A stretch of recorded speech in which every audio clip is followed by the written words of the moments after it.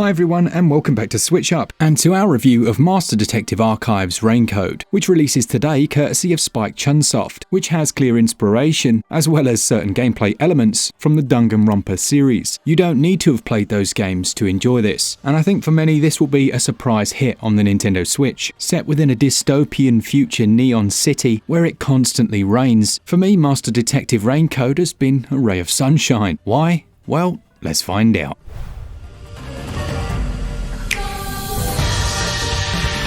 In a woefully underused narrative device, you play as an amnesiac protagonist. Alright, I'm trolling a little bit, but Yuma Coco Head, yes you heard me correctly, makes for a surprisingly likeable protagonist, who is joined on his adventure by a partially psychotic death god known as Shinigami. Ah! Who are you? What do you mean? Who herself has, a number of different forms. The first few hours of your playthrough drop you straight into your first case, and it's all set on board a train. And as we'll see, this sets up the majority of the gameplay mechanics, which we'll need for the other cases. But if like me you were wondering why this carries an 18 rating, it becomes clear very quickly, being filled with murders, suicides, and many references to bouncy things. This is definitely not one for the kids, and I have to be honest, I liked it all the more for it. There's such a vast array of characters that you're introduced to, from chubby Hitler lookalikes down to the other master detectives, and the intros have a persona-like flair to them.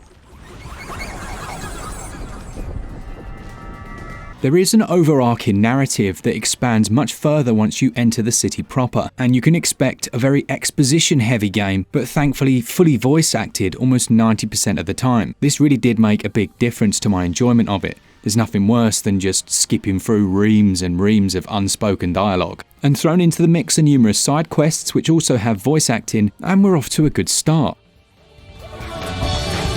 The gameplay is what's really interesting about this one. If you've never played a game from this developer, then I'm going to do my best to tell you every single aspect because there's a lot to get through. Now when you first start a case, most of this will take place within the real world. You may be going around asking questions, looking for specific clues, and you'll earn what's known as DP, detective points, which will then in turn increase your detective rank, affording you skill attribute points, which will make some of the aspects we're about to talk about a little bit easier. Now you can place these within a skill tree, but straight away I want to level one of my biggest critiques at the game, and that's that it's a bit too easy, and you'll see why. Those points do require a memory slot with a finite number available until you level up to the next rank, but they'll increase the amount of time you have to make certain decisions or improve your overall stamina, which acts as your health bar. Throughout your investigation, you're constantly searching for different clues. Now there's a mini-map in the corner of the screen. It's usually evident where you need to go next, and with each clue comes a little bit more XP. As you'll see, these are vitally important, and it does make it difficult not to get them, which detracts a tiny bit from the feeling of actual investigation. You may be wondering what makes someone a master detective,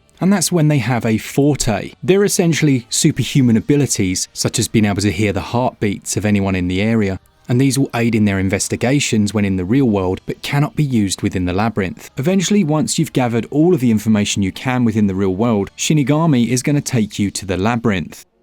Turn back, Sarah.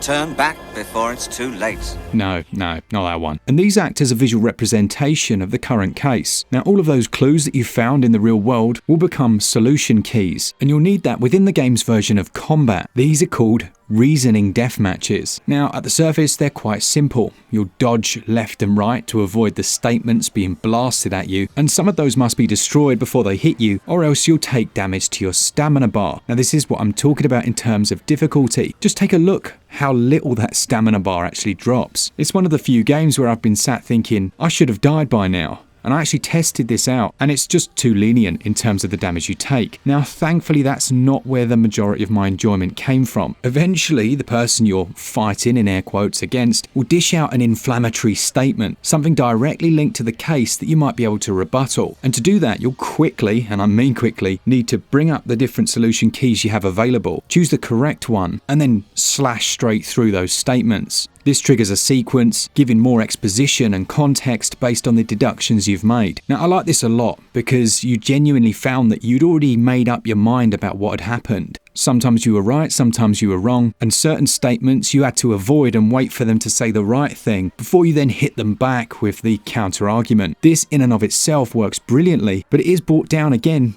by not punishing you enough when you get it wrong. Such a strange criticism, but you'll know what I mean when you play. As you progress through the labyrinth, there are other small mini-games. Some of them will be very familiar if you've played the Danganronpa series, and again, you're usually having a timing-based decision. It gets more and more bizarre the further into the labyrinth you get. One minute you're getting your throat cut and the blood is smeared against the wall, allowing you to make a key choice. Going the wrong way might lead you down to a dead end, with the alternative pushing you towards its conclusion. It gets more bizarre when there's a giant kaiju battle, with quick time events seeing you bashing down walls or knocking back giant metallic spheres. The thing is, it's all done so stylishly, and then eventually you'll get to the final decision. Have you made the right deductions? Do you agree with the statement in front of you? And then you'll literally map out in a comic book style panel, which will be very familiar again, exactly how the case went down. This did, in my opinion, affect the pacing in a slightly negative way, because at this point you'd been through so many instances that you knew exactly what happened. And hearing the whole thing just played out in quite a slow and methodical way, while it makes sense, I would have liked if they'd allow you to skip a little bit more of it. Thankfully, the narrative and writing are that interesting that it carries it through those more mundane aspects. But it is worth bearing in mind. Between cases, you've got free roam of the city. Your base is set within a submarine, and you can travel around on the bus. I think this component is actually essential for the overall experience.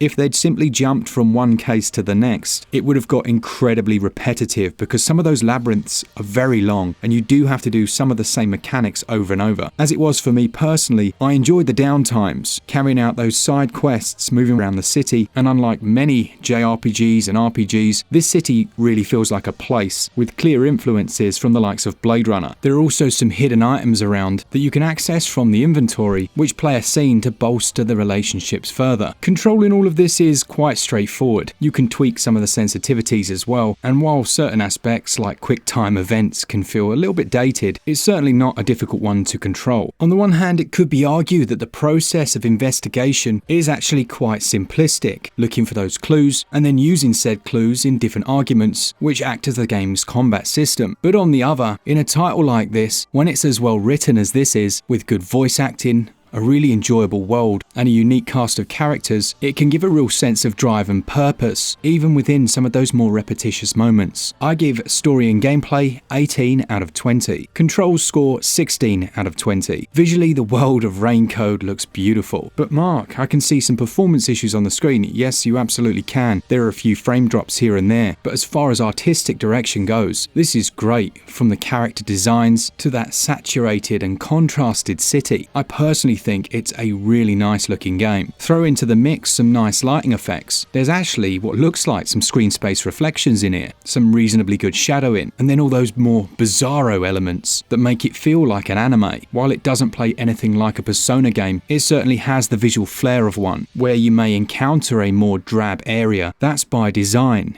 When you go down into the sewers is a good example, but even there you'll see the reflection of your companion in the water, and you'll emerge back out into that neon city and have this whole experience starkly contrasted when you head into the labyrinth. There's also some shallow depth of field in there. Aside from a few stutters here and there, one critique would be the load times, or in fact not really the load times but the amount of loading that you'll see. There is quite a bit. As I've alluded to, the soundtrack is quite excellent. There are voice actors for almost every line of dialogue, and there weren't many that annoyed me, which is not something I can usually say about this style of game. That's not to say you won't find the usual over-the-top ones, and there is a bit of iffy dialogue in terms of the actual content of it, aka there's a very perverted character, and a few too many breast references that make it feel a little puerile, but it still hits most of the marks.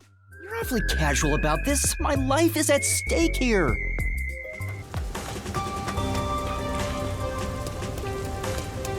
I would give visuals and performance 17 out of 20. Sound and audio scores 18 out of 20. Master Detective Archives Raincode will set you back £49.99, and there is a physical available as well that you can usually already find for cheaper. There is a deluxe edition as well that I believe includes some costumes, and if you were to rush through it, I think realistically you could probably complete it in about 20-25 hours, but there's content here for a good 45 hours at my pace. To me, it does feel like a premium experience. They could definitely balance the gameplay difficulty a little, but it doesn't detract from how good of a story it tells and how well it tells it. I would give value 16 out of 20.